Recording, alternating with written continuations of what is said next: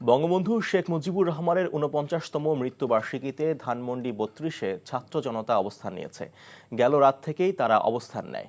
আওয়ামী লীগের সভাপতি শেখ হাসিনা শোক দিবস পালনের আহ্বান জানালেও আওয়ামী লীগের নেতাকর্মীদের ধানমন্ডিতে আসতে দেখা যায়নি। দু একজন আসলেও শিক্ষার্থীদের বাধার মুখে পড়ে তারা। সেখানে আইনশৃঙ্খলা বাহিনী সতর্ক অবস্থানে রয়েছে। রাজনৈতিক দলগুলোর ঐক্যমতের ভিত্তিতে অন্তর্বর্তীকালীন সরকার শোক দিবসের সরকারি ছুটি বাতিল করে। ১৯৭৫ সালের ১৫ আগস্ট ভোরে সেনাবাহিনীর কিছু বিপদগামী সদস্য ধানমন্ডির বাসভবনে বঙ্গবন্ধুকে সপরিবারে হত্যা করে।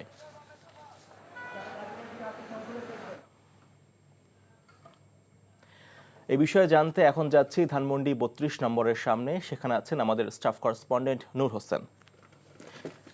নূর, সেখানকার সার্বিক পরিস্থিতি কেমন দেখছেন?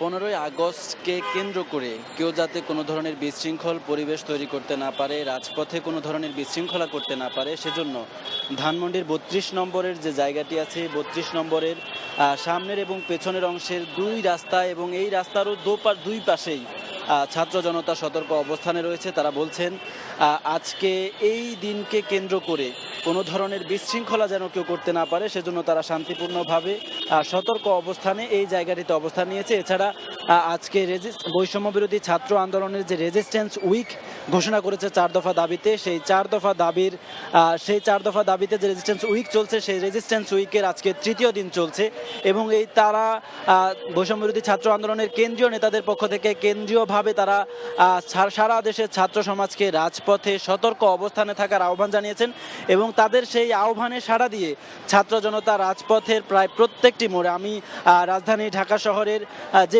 গুরুত্বপূর্ণ পয়েন্টগুলো রয়েছে, শাহবাগ সহ অন্যান্য আশপাশের যে গুরুত্বপূর্ণ মোড়গুলো রয়েছে, সেই মোড়গুলোতে ছাত্র জনতা সতর্ক অবস্থান নিয়েছে। তারা বলছেন কাউকে কোনো ধরনের বিশৃঙ্খল আচরণ করার সুযোগ তারা দেবেন না এবং তারা নিজেরাও কোনো ধরনের বিশৃঙ্খল পরিস্থিতি তৈরি করবেন না এবং তারা শান্তিপূর্ণ উপায়ে সুশৃঙ্খলভাবে রাজপথে তাদের উপস্থিতি নিশ্চিত করার চেষ্টা করছেন এবং কেউ যাতে কোনো ধরনের ষড়যন্ত্র, কোনো ধরনের বিশৃঙ্খলা করতে না পারে, সেজন্য সতর্ক অবস্থানে রয়েছেন।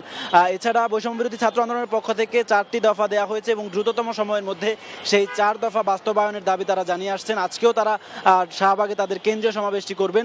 তাদের সেই 4 দফা দাবি হচ্ছে, যারা গত জুলাই মাসের শুরু থেকে 15 জুলাই থেকে 5ই আগস্ট পর্যন্ত ফ্যাসিবাদী সরকার যাদেরকে হত্যা করেছে, তাদের সেই হত্যাকাণ্ডগুলোর বিচার করতে হবে এবং সেই ফ্যাসিবাদী সরকারকে যারা কায়েম রেখেছিল প্রশাসনে, তাদের বিচার করতে হবে এবং একই সাথে যারা গত 15 বছর ধরে প্রশাসনে থেকে নানাভাবে নিগৃহীত হয়েছে, তাদেরকে তাদের যে প্রাপ্য, সেই প্রাপ্য নিশ্চিত করতে হবে। সমান সুযোগের যে সমতা, সুযোগের যে সমান অধিকার, সেটি নিশ্চিত করতে হবে। এই ছিল রাজধানীর ধানমন্ডিতে আজকের যেই সর্বশেষ পরিস্থিতি। সাগর, জানছিলাম শিক্ষার্থীদের অবস্থানের খবর।